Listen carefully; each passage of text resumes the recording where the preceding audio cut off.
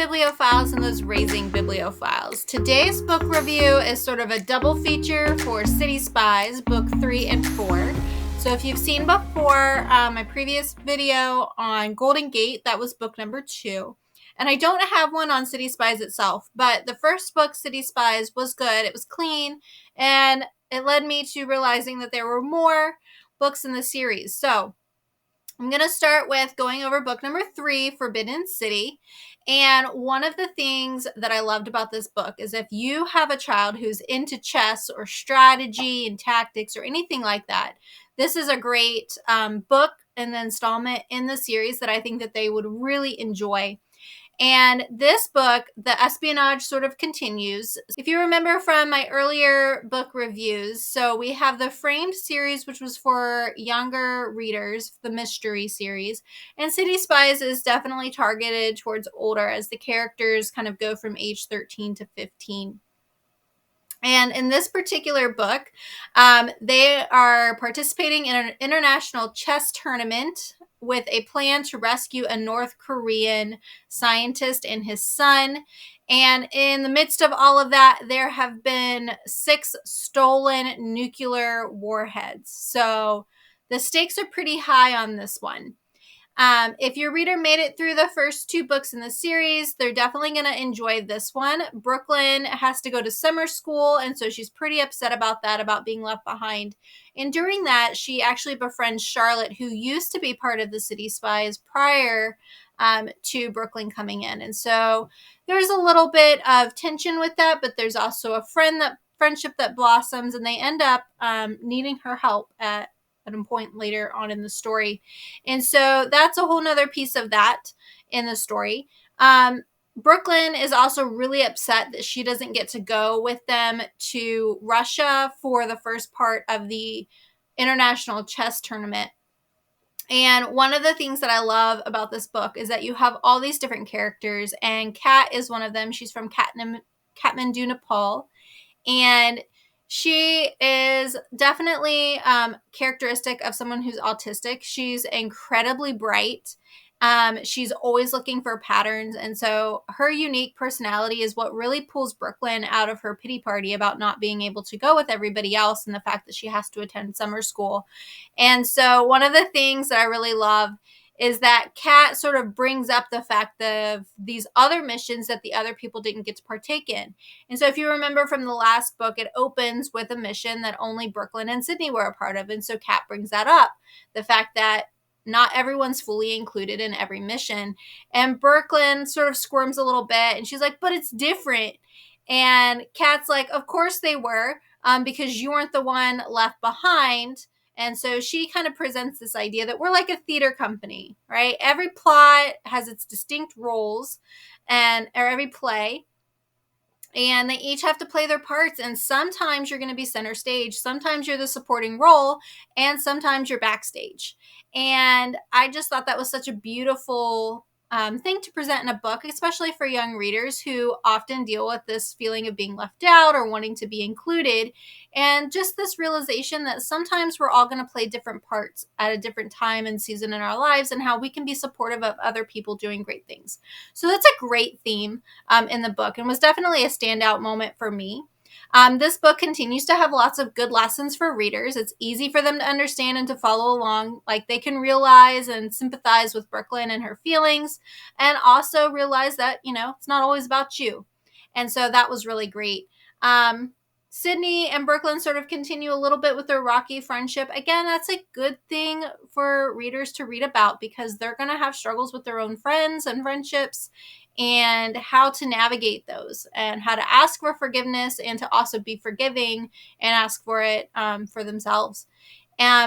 If you have a chess fan in your home, they are going to love this book, because there's some talk of strategy in it, and there's some dad jokes related to chess, and so all the references and stuff, it's really, really fun.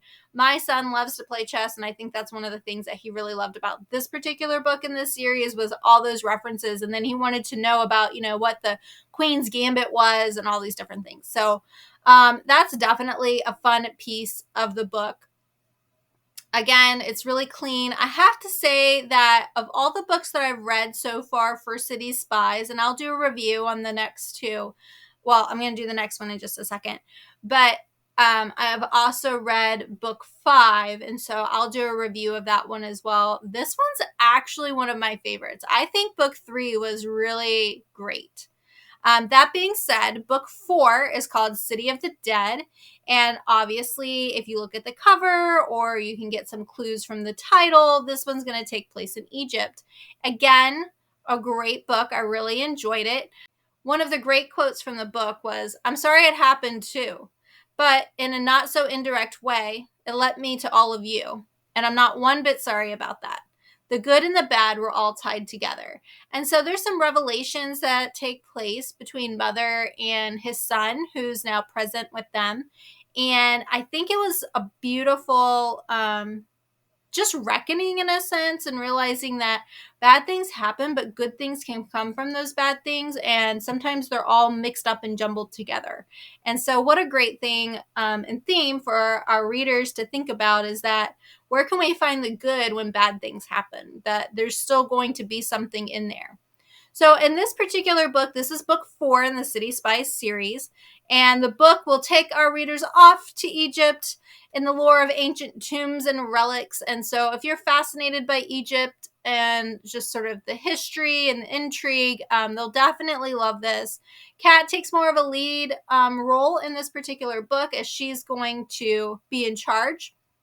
Like I said before about the other book, she definitely has sort of that autistic Asperger's syndrome in her character. And so I think that's probably on purpose, and it's super endearing. And I just love the way that she's vulnerable with the other characters. You'll see particularly in book 3 and 4. And she wants to learn from them. And, you know, she struggles with those situations with other people and how to respond and how to act. And you see her get excited at some point, and then everyone looks at her, she's like, I just don't know if it's the right moment to share, you know, what she's realized. And so it's just beautiful. I just love the friendship and the learning and growing together with other people. And so our students are obviously going to have impacts and come across people from different neurodivergent paths, and learning how to find their strengths and encourage them, and that we can all learn and grow from each other is so great.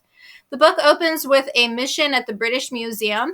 The children are trying to break into the museum, but all of it turns out to have just sort of like been a trick, in a sense that they were trying to figure out and showcase like how great that they really are.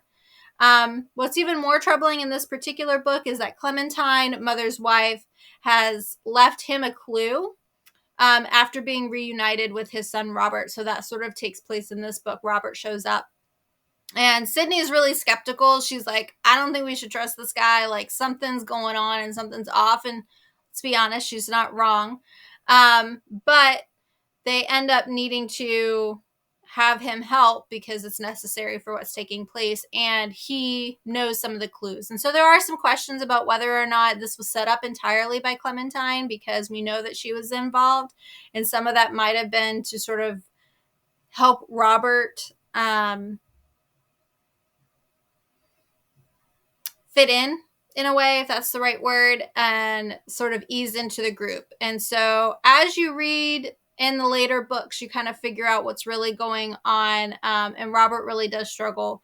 From this book, though, that's where he gets his code name. Moving into the next book is that they start calling him Cairo. Aside from sort of this development in the plot line with Robert being reintroduced, the City Spies are tasked with uncovering who's been cyber attacking major institutions in London. And that is what leads the City Spies to Egypt for their grand adventure. And they have to learn to trust each other and to trust their instincts. And so a really great theme and aspect of the novel.